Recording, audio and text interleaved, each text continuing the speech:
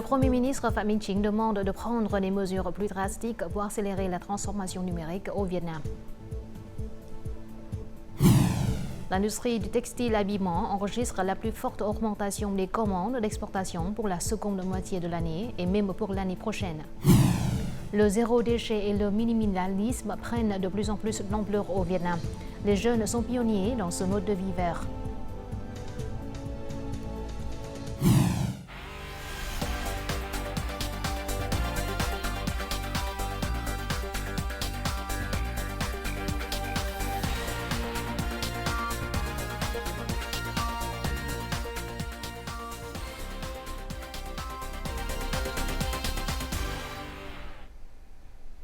Bonjour à tous, merci d'être avec nous dans cette nouvelle édition du journal francophone.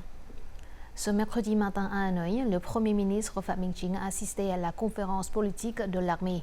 Les discussions ont porté sur la mise en œuvre des tâches militaires et de défense durant le premier semestre et pour le reste de l'année. Dans son intervention, le chef du gouvernement a souligné que la situation mondiale et régionale évoluait rapidement et de manière complexe, rendant les tâches militaires et de défense plus difficiles à prévoir. Malgré ces défis, il a salué l'armée pour avoir brillamment accompli ses missions. Le Premier ministre a noté les avancées de l'industrie de la défense, soulignant sa contribution significative à la construction d'une armée régulière, d'élite et moderne. En outre, il a souligné le rôle essentiel de l'armée dans la production, le soutien au développement socio-économique et dans la prévention et la gestion des catastrophes naturelles. Dans la même journée, le Premier ministre Phạm Minh Chính a présidé une réunion du Comité national pour la transformation numérique. Il a souligné l'importance de la transformation numérique au Vietnam, en particulier pour la restructuration économique. Le chef du gouvernement a déclaré que les solutions devraient être renforcées pour stimuler l'économie numérique, favoriser la croissance économique et la réalisation des objectifs socio-économiques.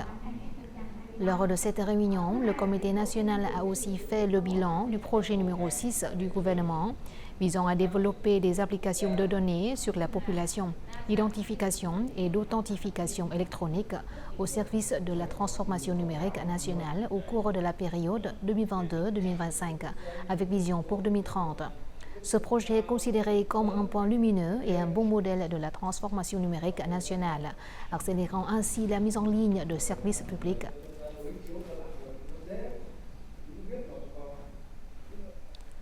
Ouverture aujourd'hui de la 35e session du Comité permanent de l'Assemblée nationale. Cette session vise à résumer la 7e session de la 15e législature et à préparer la 8e session.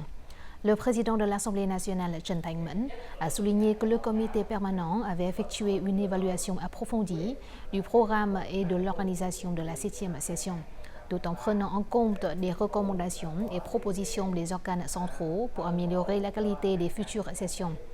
Au cours de cette réunion, le comité examine pour approbation plusieurs projets de résolution, notamment le projet de résolution concernant la dissolution, la création et la fusion de certaines agences d'enquête criminelle militaires. La croissance du produit régional brut de Ho Chi Minh Ville a atteint plus de 6,4% au premier semestre de cette année. Il s'agit du niveau le plus élevé depuis 2020. Malgré les vents contraires de l'économie mondiale, la mégapole du Sud a réussi à stimuler la croissance grâce à ses stratégies flexibles. Ces stratégies devraient permettre à la ville d'atteindre l'objectif de croissance de 7,5% pour cette année. Au premier semestre de l'année, le secteur du commerce et des services de Ho Chi Minh Ville a connu une croissance de 7,26%. Le secteur de la logistique, notamment a bondi de près de 20%. Divers programmes de vente promotionnelles ont également contribué à une augmentation de 10% des ventes au détail. En outre, le chiffre d'affaires à l'exportation de Ho Chi Minh Ville a atteint plus de 20 milliards de dollars, soit une hausse de 3,1% sur un an. La croissance de la valeur des biens a été significative et le secteur du tourisme a connu une augmentation impressionnante de plus de 60%. D'autres domaines tels que la science, la technologie et les services éducatifs ont également enregistré une croissance de plus de 6%. Les banques d'Ho Chi Minh Ville ont accéléré l'octroi de crédits en faveur de 5 groupes de clients prioritaires. Plus précisément, plus de 208 millions de dollars ont été accordés aux entreprises et individus depuis le début de l'année pour aider à la stabilisation du marché. Ce taux de croissance créditaire correspond aux besoins en capitaux de l'économie de Ho Chi Minh Ville. Les solutions en matière de taux d'intérêt et de crédit préférentiel sont des facteurs clés pour soutenir les entreprises locales et promouvoir la croissance économique globale. Concernant le fonds public, au cours des 6 derniers mois, Ho Chi Minh Ville a décaissé plus de 10 900 milliards de dons, soit près de 14% de son plan. La ville a délégué aux arrondissements et districts un certain nombre de procédures d'investissement public. Au cours de la semaine dernière, nous avons décaissé plus de 2700 milliards de dong. Cela montre que l'objectif de décaissement mensuel de 10 000 milliards de dong est tout à fait atteignable si les obstacles sont surmontés. L'un des principaux freins réside dans les procédures administratives au niveau des districts. Pour poursuivre sa croissance au second semestre, Ho Chi Minh Ville doit perfectionner ses institutions et ses politiques pour relever les défis et exploiter les ressources. De plus, la ville doit continuer de promouvoir la demande des consommateurs et accroître les échanges commerciaux avec d'autres localités.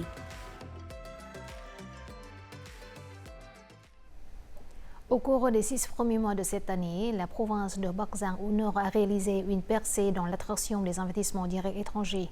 Elle a connu un taux de croissance de plus de 14%, ce qui était largement supérieur à la moyenne nationale. Ce résultat est dû au fait que les autorités de Bắc Giang ont mis en place des politiques de soutien à la formation des ressources humaines et au recrutement des travailleurs, afin de répondre à la demande en main-d'œuvre des entreprises d'IDE. Tout de suite, les détails. Cette entreprise chinoise vient d'investir 330 millions de dollars pour agrandir son usine dans la province de Bắc Giang, spécialisée dans l'assemblage de produits pour Apple et plusieurs autres entreprises technologiques.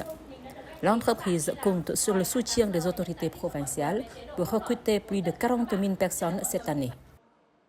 Les dirigeants locaux nous ont accompagnés dans la visite des universités et des localités voisines pour recruter des travailleurs. C'est une garantie importante de notre prestige. Nous avons recruté la moitié des travailleurs dont nous avons besoin. La province de Bắc Giang est l'une des premières localités en matière d'attrait d'investissement direct étranger. La main-d'œuvre locale n'est pas suffisante pour répondre à la demande des entreprises d'IDEO. Grâce au soutien des dirigeants provinciaux, les entreprises de Bắc Giang ont pu recruter plus de 35 000 travailleurs, dont la moitié viennent d'autres provinces. Nous bénéficions du soutien de l'entreprise en matière de nourriture et d'hébergement, ce qui nous rassure énormément. J'ai choisi de travailler à Bắc Giang car il y a de nombreuses entreprises étrangères avec de très bonnes rémunérations. J'ai également des opportunités de carrière dans le futur. Nous examinons les politiques de rémunération et veillons à ce qu'elles soient bien mises en œuvre, afin de garantir les intérêts et le niveau de vie des travailleurs venant à Bắc Giang. Les entreprises dites doivent promettre de respecter leurs engagements envers les travailleurs. Une bonne coordination entre les autorités locales et les entreprises permet de régler les problèmes liés au recrutement de main-d'œuvre, ce qui est une préoccupation majeure des entreprises d'IDEO. Bắc Giang démontre l'efficacité d'un gouvernement dévoué au service de la population. L'indice des directeurs d'achat PMI du Vietnam a augmenté à 54,7 points en juin, contre 50,3 points le mois précédent. Le volume des commandes a connu sa plus forte croissance depuis plus de 13 ans. L'industrie du textile et de l'habillement fait partie des secteurs manufacturiers qui enregistrent l'augmentation la plus forte des commandes. De nombreuses entreprises ont reçu suffisamment de commandes à l'exportation pour toute l'année, voire jusqu'au premier trimestre de l'année prochaine. Spécialisée dans l'exportation de produits sportifs vers l'Europe et l'Amérique, cette entreprise a signalé une augmentation de 15% de ses commandes pour les 6 premiers mois de cette année par rapport à la même période de l'année dernière. Actuellement, nous avons des commandes prévues pour toute l'année 2024, voire jusqu'au premier trimestre de l'année prochaine. L'augmentation significative des commandes à l'exportation est un facteur clé contribuant à la croissance du PMI. Les experts estiment que cette augmentation est la plus rapide depuis début 2022, ce qui indique une forte reprise économique du Vietnam en 2024. La reprise progressive de la demande extérieure pour les exportations vietnamiennes depuis fin 2023 a un fort impact positif sur le secteur manufacturier. Le commerce mondial s'accélère et le Vietnam devrait donc recevoir une augmentation des commandes. Les entreprises augmentent leurs activités de production et d'achat en réponse à l'augmentation des nouvelles commandes. Elles embauchent également davantage d'employés pour répondre aux demandes de production. L'augmentation des commandes a entraîné une augmentation des coûts de transport et des intrants. Toutefois, les politiques de soutien en cours, telles que la prolongation du taux de TVA à 8% jusqu'à la fin de l'année et l'adhésion du Royaume-Uni à l'accord de partenariat transpacifique global et progressiste, CPTPP, stimuleront les exportations vietnamiennes de textiles et de vêtements. Mais grâce à l'adhésion au CPTPP du Royaume-Uni, nous pouvons profiter des droits de douane de 0%. Les entreprises manufacturières indiquent également leur intention de recruter 10 à 15% de travailleurs supplémentaires pour répondre à l'augmentation des commandes de production. Elles visent également à traiter des commandes plus complexes afin d'augmenter la valeur des exportations. Notre journal continue avec les taux de change et l'indice de la bourse du Vietnam.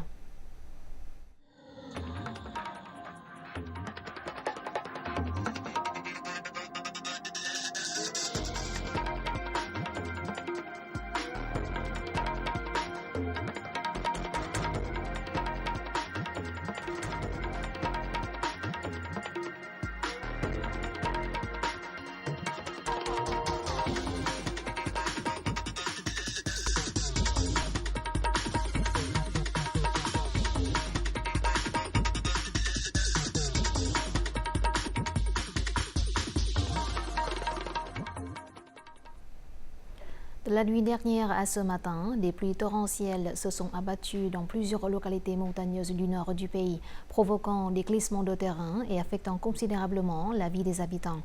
Les provinces de Ha Giang et Dien Bien ont été les plus gravement touchées.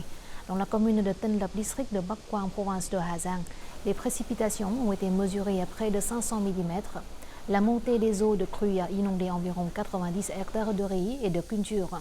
De nombreux tronçons de route se sont effondrés.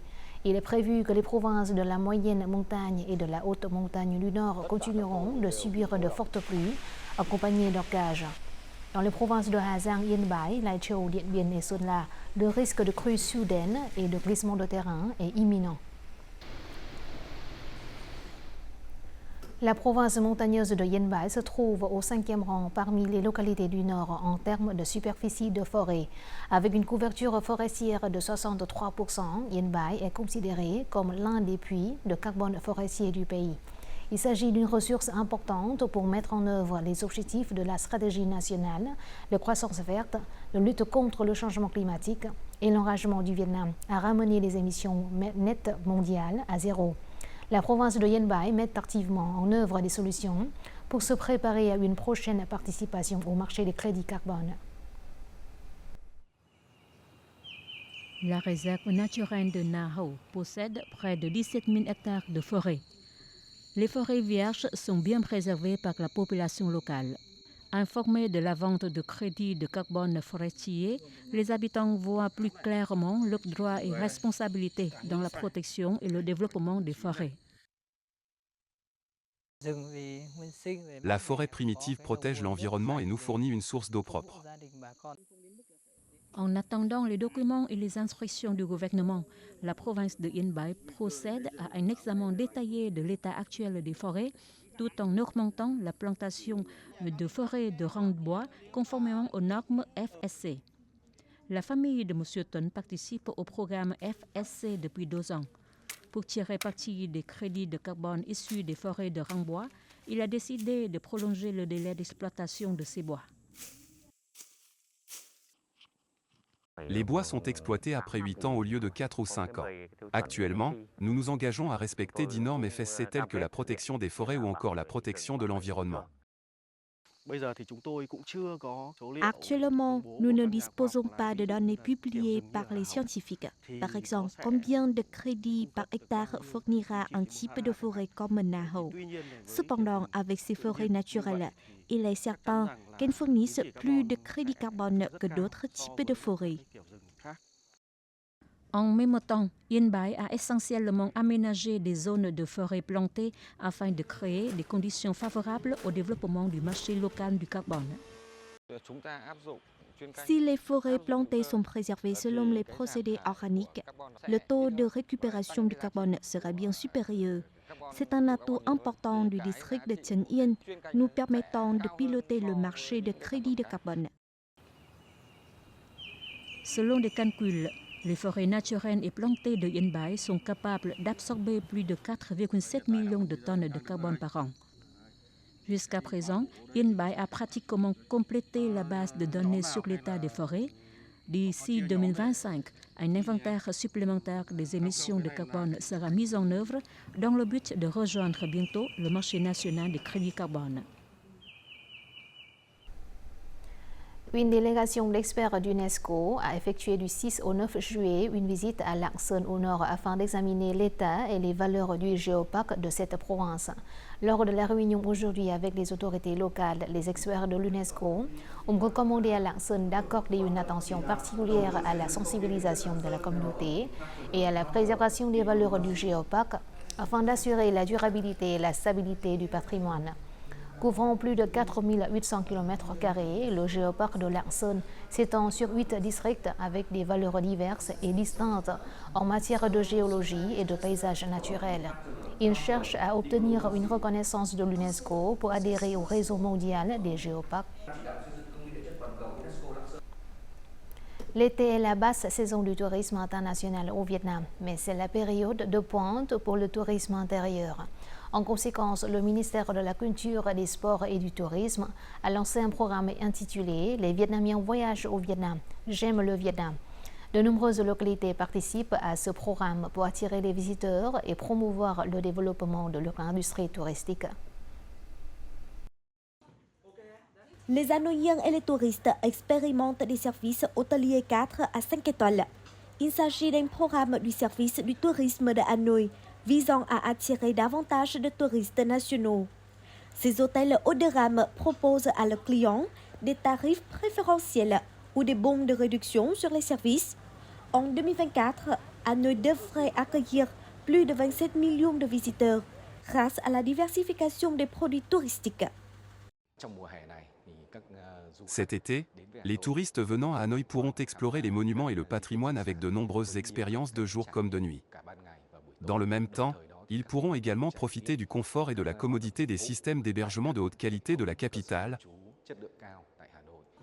Outre Hanoï, Da Nang met également en œuvre un programme de relance du tourisme d'été de fin juin à fin septembre.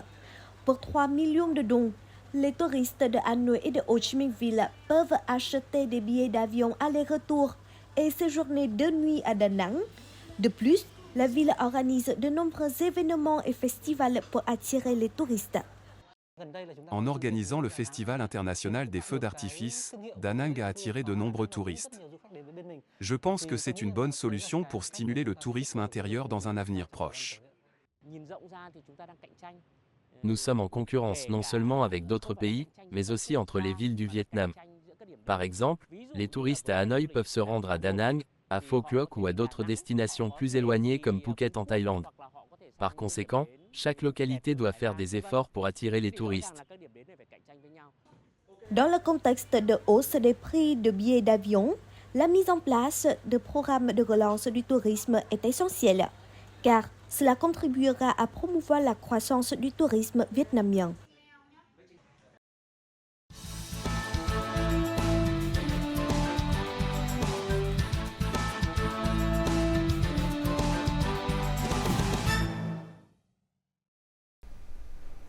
Le zéro déchet et le minimalisme prennent de plus en plus d'ampleur au Vietnam. Les jeunes les plus sensibilisés à ces nouveaux concepts de vie s'approprient rapidement de nouvelles habitudes écologiques.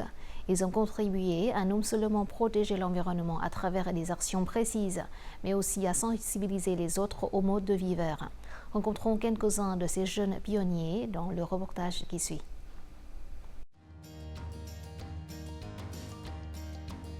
Les matériaux verts et recyclés prennent de l'ampleur au Vietnam, portés par la passion de jeunes qui désirent contribuer à une société durable et respectueuse de l'environnement. Conscients des répercussions des déchets plastiques, de nombreux influenceurs ont pris l'initiative de défendre le mouvement en faveur d'un mode de vie écologique. Giang Ơi est une chaîne YouTube avec 1,65 million d'abonnés. Châu Bùi, une fashionista renommée, compte quant à elle 3,7 millions d'abonnés sur Instagram. Tous deux sont réputés pour offrir des conseils très pratiques en matière du mouvement zéro déchet, notamment des stratégies visant à minimiser la consommation de plastique au quotidien. Les sacs fourre-tout comme celui-ci sont largement disponibles et faciles à transporter. Ils peuvent tout contenir. Après les avoir utilisés, vous pouvez les laver et les réutiliser. Si tout le monde fait de même, nous pouvons réduire l'utilisation de milliers de sacs en plastique. J'ai commencé à réduire mon utilisation de l'éclairage électrique et de la climatisation. J'emporte mon déjeuner au travail dans une boîte et je bois dans mes propres verres pour éviter d'utiliser des plastiques à usage unique. De nombreux jeunes Vietnamiens défendent des modes de vie écologiques en introduisant des approches innovantes dans la fabrication de biens et en adoptant des produits respectueux de l'environnement. Nguyễn Hoàng Thảo est un jeune pionnier du mode de vie écologique au Vietnam. En 2016, Hoàng Thảo a adopté avec ferveur un mode de vie écologique, plaidant pour une utilisation réduite des sacs en plastique et encourageant les autres à les rejeter complètement. Sa page Facebook nommée « Dites non aux sacs en plastique » a rassemblé plus de 100 000 abonnés, incitant de nombreuses personnes à rejoindre sa cause. Thảo est également la fondatrice de Consommation Verte, une organisation qui compte près de 80 000 membres. Son objectif est d'encourager la communauté à consommer des produits d'entreprises respectueuses de l'environnement. Il y a eu un événement qui m'a fait réaliser à quel point les plastiques sont nocifs pour notre cadre de vie. J'ai visité une zone proche du complexe de traitement des déchets de Nam Son, qui était pleine de déchets. J'ai réalisé que j'avais contribué à cette quantité de déchets. Ensuite, je me suis demandé comment réduire mes déchets et inciter les gens autour de moi à faire la même chose. Et c'est la motivation derrière mon histoire. Pour adopter le mode de vie zéro déchet, Hoàng Thảo a également lancé l'un des premiers magasins zéro déchet de Hanoï.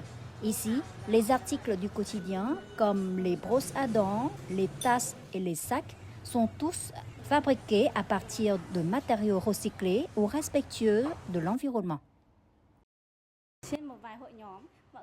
J'ai trouvé cette boutique grâce aux recommandations de Facebook. J'ai donc décidé de venir ici pour acheter des produits écologiques. J'ai acheté du shampoing parce que d'autres shampoings contiennent de nombreux produits chimiques et sont emballés dans du plastique. Ils ne sont donc pas respectueux de l'environnement. J'étais déterminée à créer mon propre magasin zéro déchet depuis que j'ai remarqué que les gens commençaient à se soucier de notre environnement. De plus en plus de personnes souhaitent utiliser des produits respectueux de l'environnement, mais elles doivent généralement se rendre dans de nombreux endroits pour différentes choses. Nous leur proposons donc un guichet unique avec plus d'options et leur faisons découvrir davantage de produits. J'espère que les gens trouveront le mode de vie zéro déchet agréable et adaptable. Même s'ils travaillent dans des domaines différents, Hoàng Thảo, Giang et Châu Bùi ont tous un esprit commun, ne rien gaspiller. De plus en plus de jeunes Vietnamiens adoptent un tel mode de vie en optant pour des produits respectueux de l'environnement, en utilisant moins de plastique et en encourageant l'esprit écologique au sein de la communauté. Il existe de nombreux conseils que vous pouvez suivre pour adopter un mode de vie zéro déchet. Je crois que rien n'est bon pour l'environnement s'il ne sert qu'à un seul usage. Même si vous utilisez des sacs en papier à usage unique, vous avez toujours besoin d'eau et d'électricité pour les recycler.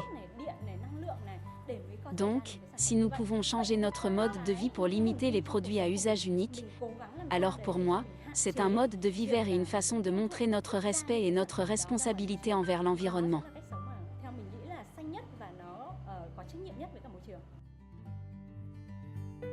De simples gestes quotidiens peuvent servir de puissants catalyseurs pour le bien de l'environnement. Il est encourageant de voir l'adoption des modes de vie écologiques parmi les jeunes et dans l'ensemble de la société.